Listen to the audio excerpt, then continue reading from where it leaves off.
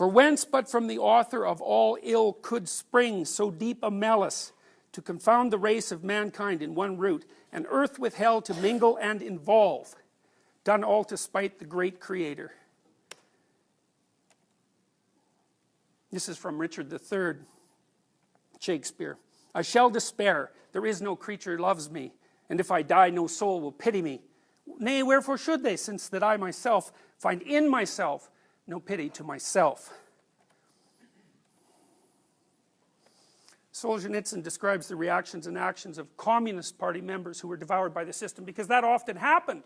The prison system, the Gulag system, was very indiscriminating. You could land there for good reasons or bad, and the bad reasons were probably better, because the punishment was more severe if you were imprisoned for your innocence. And Communist Party members often got vacuumed up, and this was ontologically and existentially intolerable for them, because they committed their whole soul to the ideological dogma, and then its tyrannical aspect picked them up and destroyed them like they were worth nothing. To say that things were painful for them is to say almost nothing. They were incapable of assimilating such a blow, such a downfall, and from their own people too, from their own dear party. The typical arrest was, you're at home with your family, in your bed, and it's 3 o'clock in the morning. And the door is kicked down, and they take you out of your bed in whatever you happen to be wearing, and they tell you to say goodbye to your family and give you like 25 seconds to pack, and then you're gone, and no one sees you again. They take you to the prison, they take off all your clothes, they shave your head, they have you pick out some random clothes from a pile of clothes, hopefully they don't fit, and then you're tried, you confess, if you will, and you're off to the prison camp.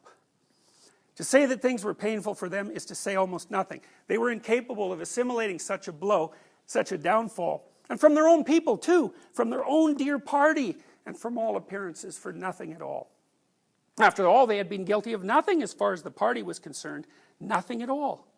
It was painful to them to such a degree that it was considered taboo among them, uncomradely, to ask, what were you imprisoned for? Ha! They were the only squeamish generation of prisoners. The rest of us, with our tongues hanging out, couldn't wait to tell the story to every chance newcomer we met, and to the whole cell, as if it were an anecdote.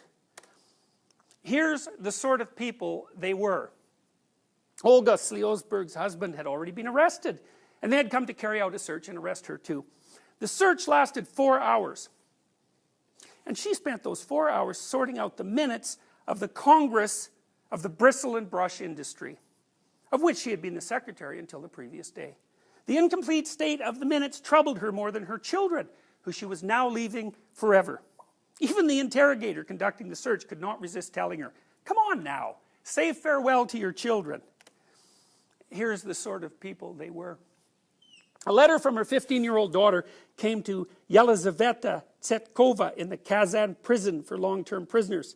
Mama, tell me, write to me, are you guilty or not? I hope you weren't guilty, because then I won't join the Komsomol, which was the young communists organization, and I won't forgive them because of you. But if you're guilty, I won't write you anymore, and I will hate you. And the mother was stricken by remorse in her damp, grave-like cell with its dim little lamp. How could her daughter live without the Komsomol? How could she be permitted to hate Soviet power? Better that she should hate me, and so she wrote, I am guilty, enter the Komsomol. How could it be anything but hard? It was more than the human heart could bear to fall beneath the beloved axe, and then to have to justify its wisdom. But that's the price a man pays for entrusting his God-given soul to human dogma. Even today, any Orthodox communist will affirm that Tsetkova acted correctly.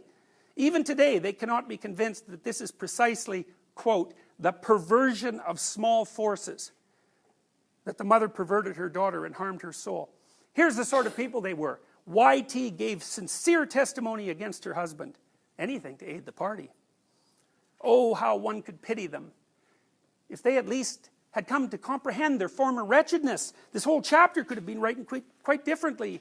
If today at least they had forsaken their earlier views. But it happened the way Maria Danielin had dreamed it would. If I leave here someday, I'm going to live as if nothing had taken place. Loyalty? In our view, it's just plain pig-headedness. Those devotees to the theories of development construed loyalty to that development to mean renunciation to any personal development whatsoever. As Nikolai Adamovich Vilenchuk said after serving 17 years, we believed in the party and we were not mistaken. Is this loyalty or pig-headedness?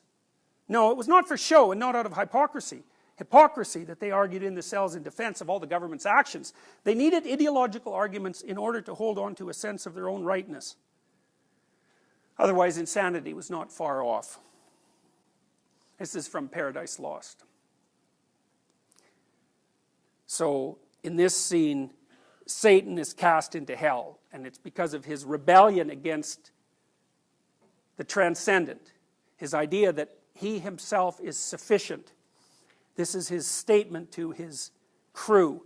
Farewell, happy fields, where joy forever dwells. Hail, horrors. Hail, infernal world, and thou profundest hell. Receive thy new possessor. One who brings a mind not to be changed by place or time. The mind is its own place, and in itself can make a heaven of hell, or hell of heaven. What matters where, if I be still the same, and what I should be, all but less than he whom thunder hath made greater? Here at least we shall be free.